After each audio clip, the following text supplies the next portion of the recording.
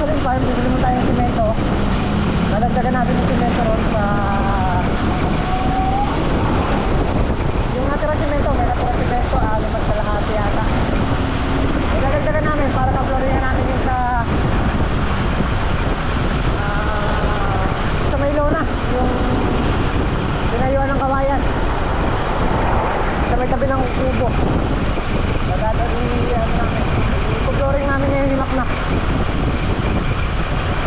Hindi lang muna tayo ng 5 kasi pagkasap ko hindi kaya ng gaya na motor sa 5 lang.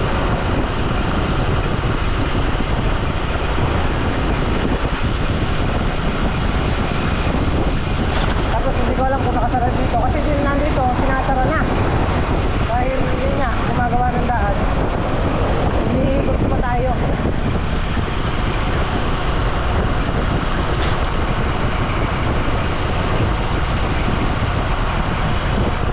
Tayo ng Santa Rita.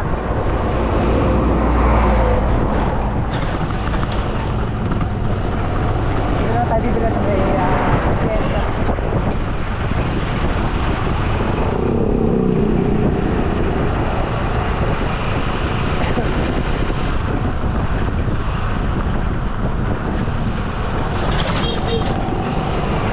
Ayun, boss pa. Hindi na tayo dadaan sa likod. May kabilang daan doon.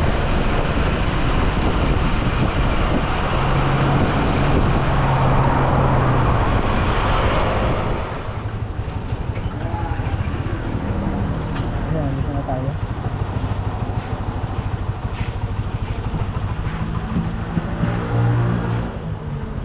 Boss, magkano po yung isang advance? Advance 195.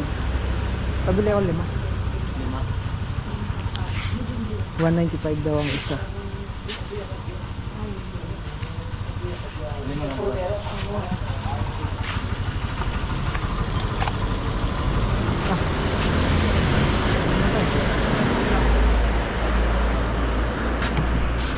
We can always make together. 195 ang isang advance.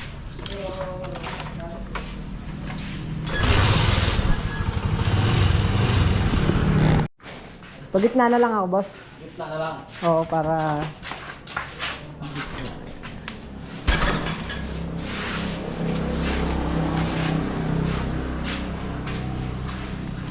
ito maganda sa sa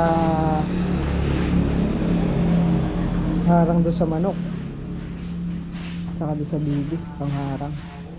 Dito wala silang lusot.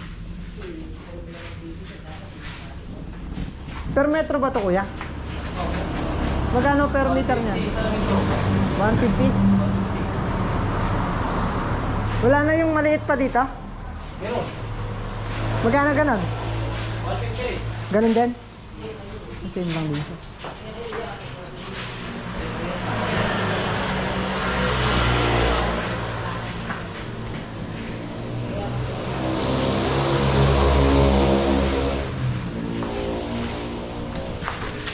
Sakay na. A few moments later. Okay, at nandito na tayo sa Lane Farm. Init lang tayong tubig.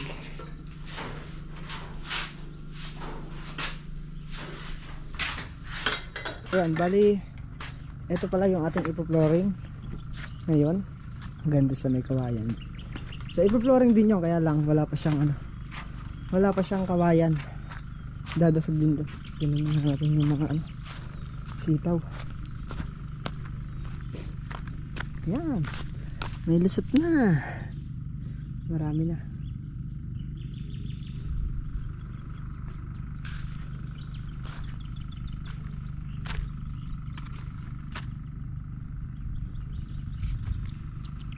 Pero merong iilan na naipit ng marami na yung sitaw.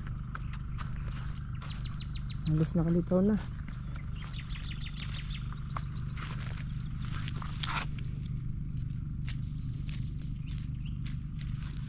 Lumilipad.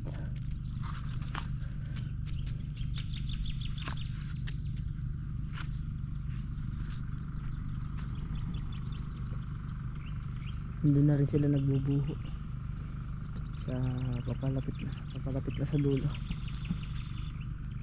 Siguro ngayon baka matapos yung pagbubuho.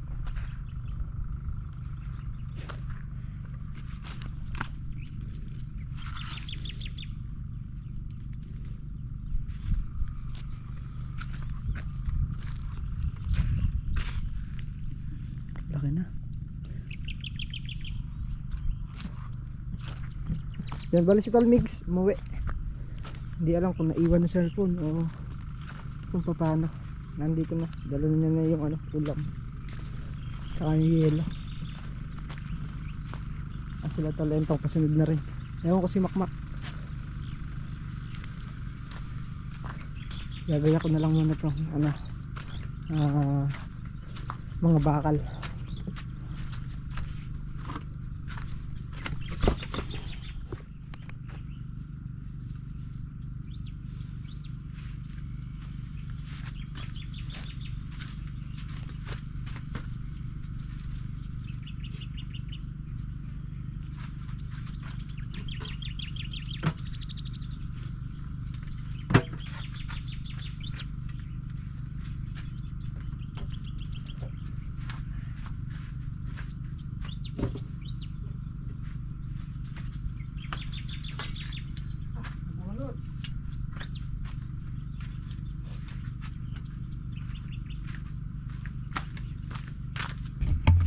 Ayun, at bali pala dito hindi na tayo magtatambak.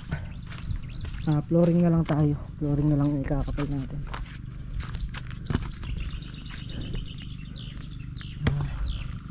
Wala tayong kukuha ng panambak.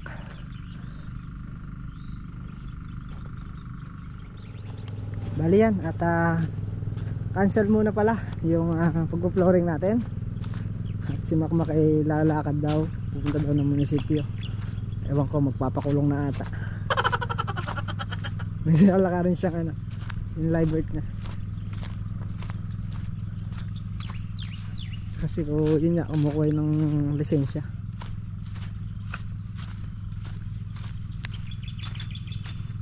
Tutulungan na lang muna natin silang dito, magtayo ng mga buho. Pero pagka mamaya mainit, katulad yung mga tanghali, yung pagka talagang mainit, ipiprepare ko na rin yung mga bakal na.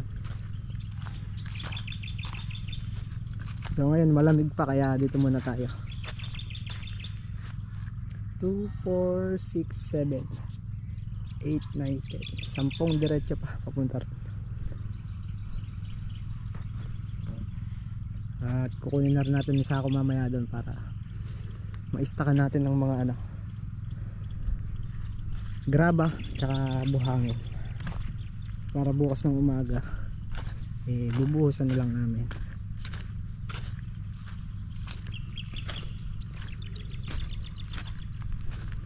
Mamaya na siguro yan pagka mainit. Yan, hila muna natin ang para diretso.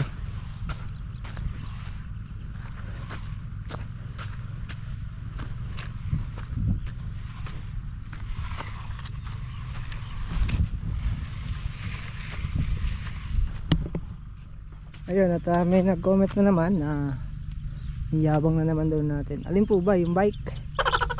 Yung bike na binili ko kay Kuya Makmak. Boss, kayang-kaya mo rin bilhin yun. Nako, hindi yabang yun. So binili ko yun para kay Kuya Makmak, kasi yun ang gusto niya, at deserve naman talaga niya magkaganon. Dahil unang-una, maganda naman ang pinapakitang grade ni Kuya Makmak sa atin. Kaya dapat lang na magka-bike siya. Ewan ko, ba't naiinggit ka? Kayang-kaya mo naman bilhin yun. Kesyo mayabang na naman daw tayo. Ang pangit mo naman kabanding, boss. Diretso na. Kayang-kaya niyo pong bilhin yun, basta para sa anak niyo. Mabibili niyo yun. Isko, yabang na yan. Bisikleta.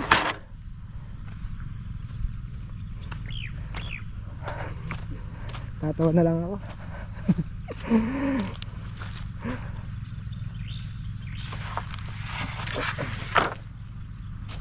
Tulad na sabi ko, ayun, deserve ni Kuya Makmak yun. Para mas lalo siyang ganahan na mag-aral.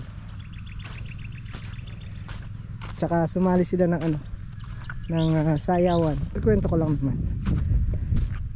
Sumali sila ng sayawan festival sa dito sa Cabiao. 24 barangay ang naglaban-laban. So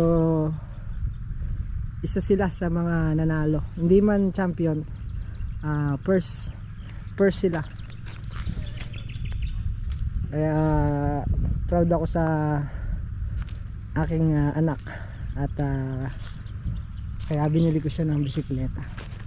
Hindi lang yun, marami pa. Okay, let's go na tayo magbutas. At wala tayong magagawa pagka nagwento-wento tayo dito. Tayo muna habang nagluluto ng almusal si Tol Entong. So si Santiago, ewan ko kung makakalusong.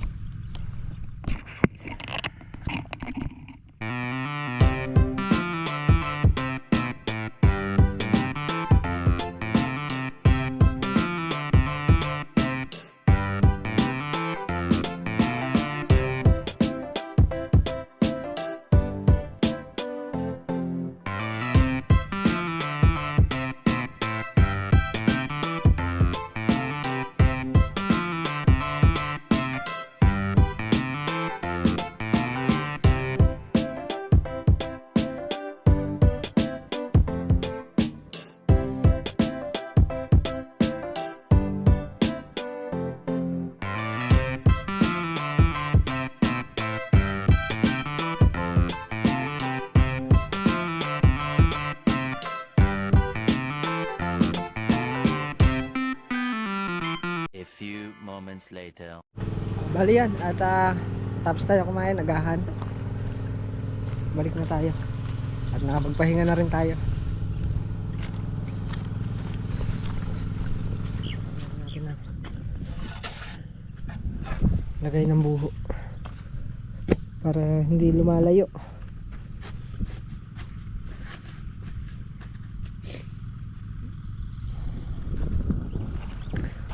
Atake na may sipon na.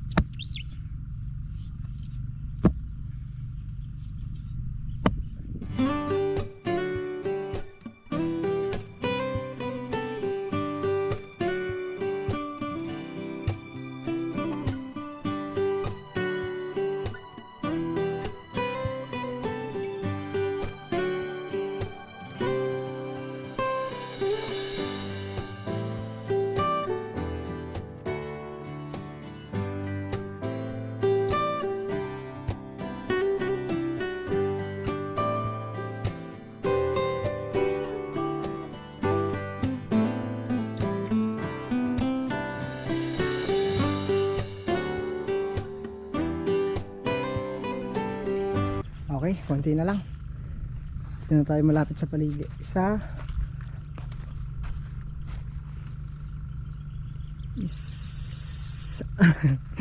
Isa, dalawa, tatlo, apat, lima, anim, pito, walo, siyam, sampung pakabaray ka na lang nila. Okay na.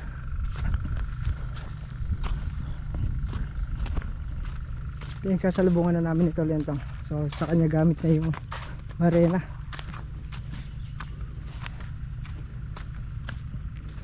Bali 20 tulos yan mula doon. So yung dulo lalagyan din yun. Kaya lang inano na lang tong may mga tanim. Pero tatamnan din siguro yun kasi may mga sobra pa tayong mga buto.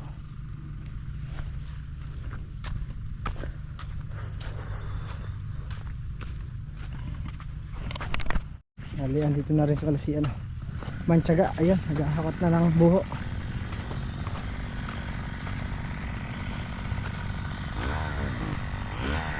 Ano lang tayo, inom lang ang tubig. Kailangan maraming tubig.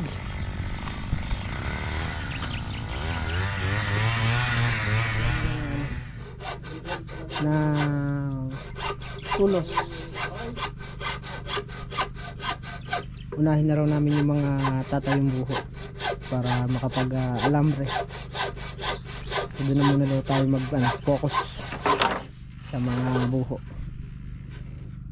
Bukas na lang siguro to yung flooringin.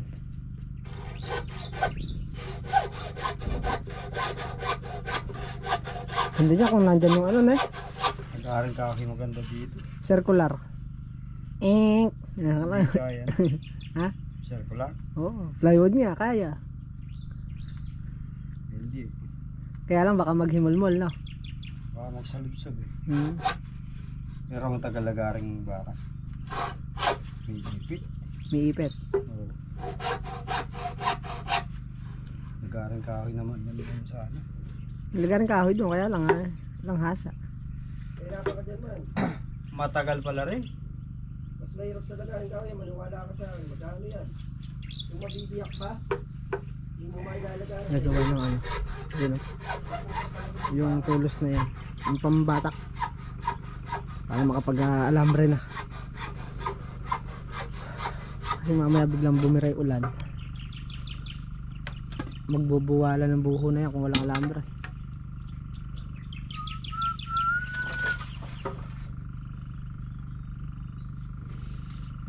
Doon muna tayo sa buho. Dito na tayo sasalubong.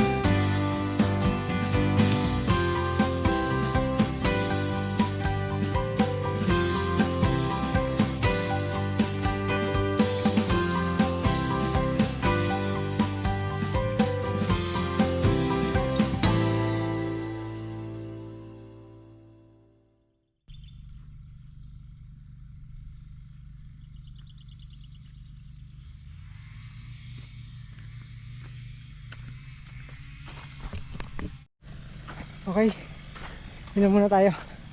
Dalawang ano na tayo, dalawang diretso. Salubong kami nito lento. Maghahakot na rin tayo ng buho. Wala nang stock na buho. Yung mga nandun sa dulo, pandulo na lang yun. So 6 na lang makakatapos sa ano. Kailangan lang uminom ng tubig. Ay!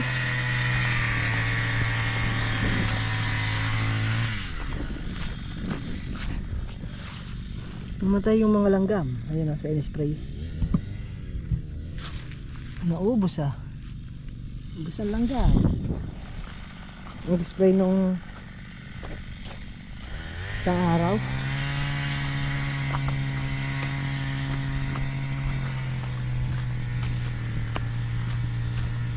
Ay kahapon lang pala nag-spray.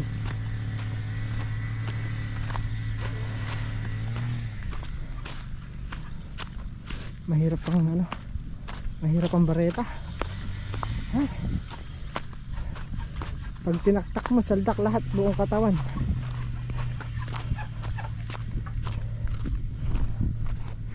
Few moments later.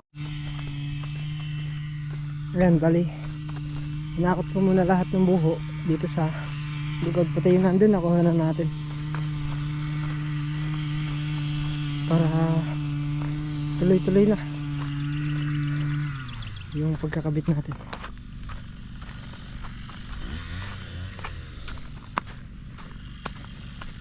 Kalat na lang muna natin, titingnan natin kung sasakto dito sa 22 ay oo, 22 dayos. So kailangan pa natin ng 144 dahil 6 na dayos pa siya. 144 pieces pa na buho. Baka bitinin tayo. Natayo na mamaya lahat, mabibilang na natin kung ilan ang magiging kulang.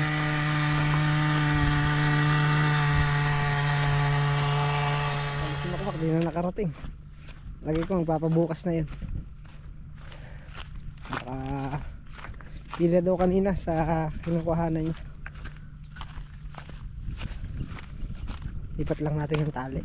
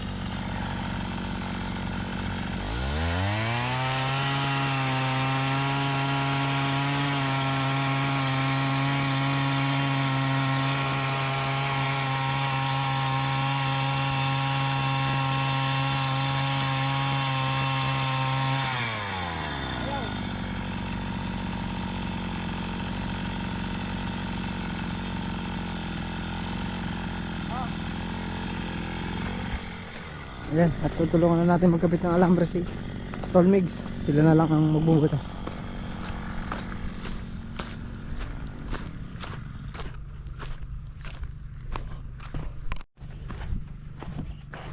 Hindi kaya mabuhol dyan. So ayan, naghihila na kami ng alambre.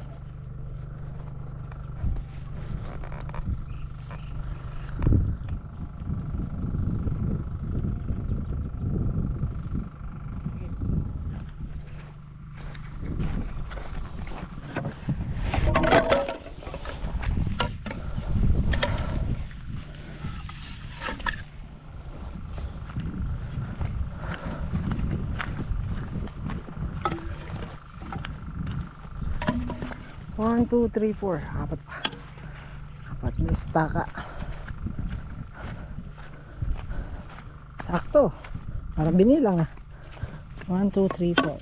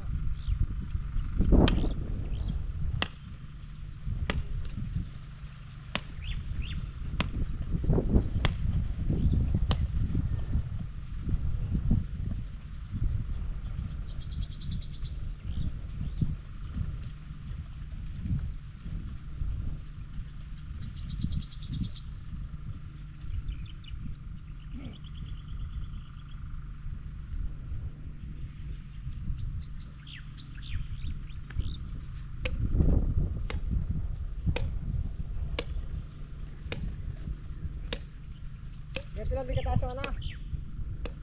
Ha? Ito. Oh. Pataas pa? Hindi, medyo mababa dyan. Pataas sa susunod na ano. Paano yun eh? Papatong isa, yung pabaregang ganyan. Yung pabaregang ganyan, papatong dito, di ba? Oo, pero ang style niyan, nakapag ganun. Kailangan nakaganon yan. Pag ganyan, tapos pag ganon. Oo. Dito ko na sa angawit, sa ano? Oo.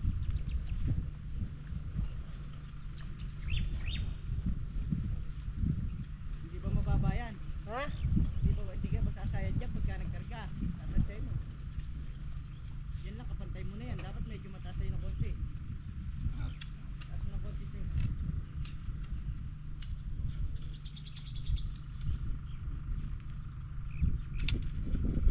Huwag mo na ilalak ng lock na lock. Ano mo muna.